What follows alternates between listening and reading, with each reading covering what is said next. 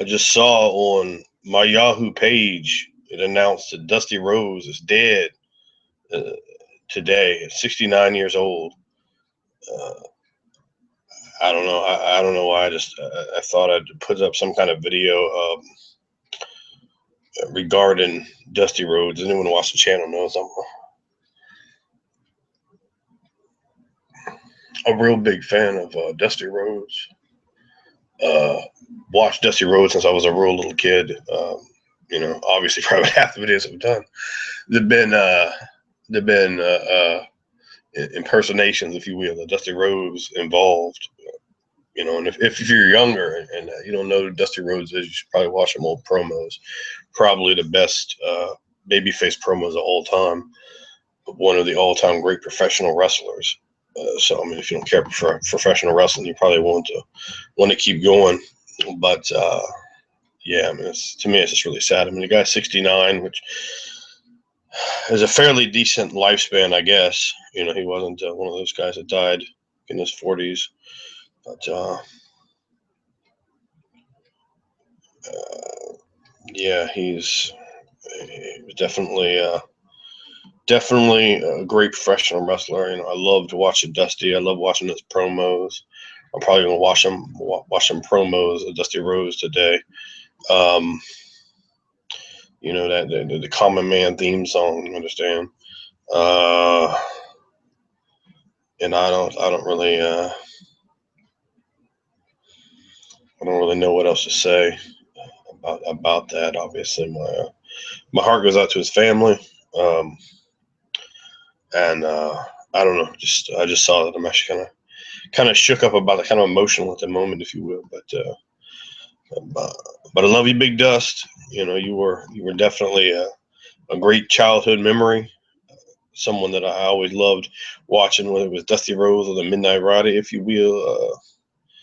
It was definitely very, very enjoyable. I've seen tons of footage of him. Growing up in the Mid Atlantic area where Dusty Rhodes was a 3-time heavyweight champion of the world, baby. I apologize, my Dusty Rhodes impersonation isn't as good at the moment, but a little choked up. He was great. One of maybe the best babyface ever. It would be very hard. It'd be really very hard to put uh, anybody else as a better babyface. And I mean, when he was fire up, when he hit that bionic elbow, when he'd bleed, when he'd look at the crowd, like and a lot of the angles that Dusty put together were just absolutely phenomenal. When he got attacked and beat up in the cage by the Horsemen, or when they attacked him in the parking lot, I mean, that was put together so well. A Midnight Rider angle, which of course I was originally done with Bill Watts, but the spike to the eye from Animal with the reverse flip heel and the 6-man title, the Common Man promo, um,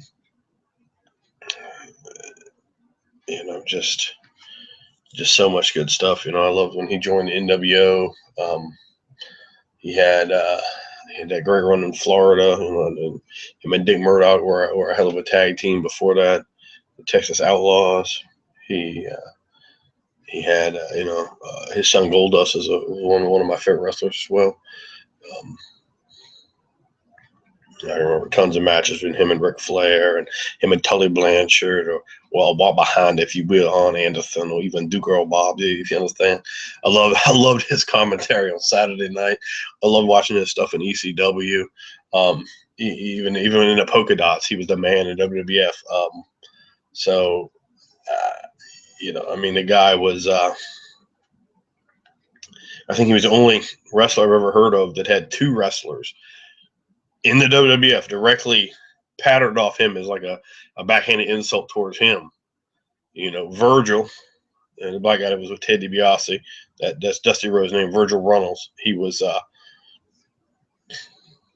designed after him, and of course, when they took One Man Gang and made him Akeem, the African Dream, which was, uh, a play on the Dusty Rhodes as well. And then when he came there, they tried to put him up in the polka dots and make a fool out of him, and he made a fool out of those idiots, and he got over. just like he always got over. And that was pretty awesome. You know, he had a common man. He had sweet sapphire, if you will, baby.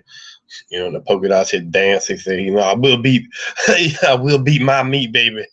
And those promos, watch the promos when they come to WWF. God, I mean, that guy he was brilliant on that microphone. He was brilliant at getting himself over, which is an art that so many never learned, let alone mastered. And he was perhaps the ultimate master of that. The man, you know, kind of a big, overweight guy with not much of a look or not much going on there. You'd say, oh, that guy, you know, what can he do? But he hit that bounding elbow, he'd fire up, he'd get the fans behind him, he'd cut those soul-ripping promos, and he'd really get the fans involved and interested. And he was fucking great, man. You know,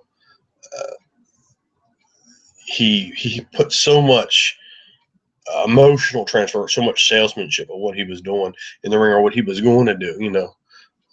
And those local promos he'd cut to try to get people to come, I mean, they would be great. I mean, it'd always be a case of, you know, I need the fans with me. You got to come out. You got to come out and help me. This is going to be the one you got to see. Dusty Rhodes needs your help, baby, if you understand. You know, we going to go against that dirty, no-good scoundrel talking about Tully Blanchard. You know what I'm saying, baby? So, I mean, it was just really, really great stuff. They, I don't really even know if there's a wrestler that is comparable. Sure, he took some from Superstar Billy Graham, and he took some from Thunderbolt Patterson, but those guys, they didn't have the same thing Dusty Rhodes had. He had, you know, a very unique, transcendent charisma, and the way he would connect with the fans was really unique. It was like, you know, I'm your champion. I'm the guy that's going to stand up for what's right and walk tall. And he would get sympathy. You know, he'd always have these unbelievable obstacles, and, you know, the whole Four Horsemen, and there's no one to help Dusty, and Dusty's being dealt with. And I would love how he would go like kind of up from the top to the middle. And I thought he really helped make all our belts mean something, because Dusty would always be going for a belt. He'd have been a world champion, then he'd be fighting for the TV belt, and that would be just as important. That'd be just as big a deal. It made the TV belt look like a bigger deal, you know. And he'd have those hard matches with Tully Blanchard, for example, or he'd be fighting for the tag team belts with Magnum TA or with Nikita Koloff or someone like that, or he'd be up for the U.S. belt. He'd have, you know, with a small talent pool there, it seemed like it was nearly inexhaustible, and he could work with everybody, and he would elevate people that worked with him, and he would use other people to help elevate him as well. And it was great. You know, if you weren't in the Mid Atlantic region, you even looking back, it's hard to see exactly how good Dusty Rhodes was out of the cultural context of the time. But I mean, he was absolutely amazing, and he was definitely one of the professional wrestlers I absolutely loved. I even have a Dusty Rhodes action figure here somewhere, but I just popped up on my thing, and I said, man, I gotta just purge my own heart for a moment, if you will, and you know, so I'm gonna listen to some of the stuff, and this is really kind of shook me up, honestly. It's one of definitely one of my all-time favorites. You know, I remember, you know, we'd wrestle, pretend we were wrestlers when we were little kids, pretend we were this guy or that guy, and you know, I don't really know what else to say. But I love you, Big Dust, and thank you for all the great times you gave me. I appreciate that, and my heart does go out to your family.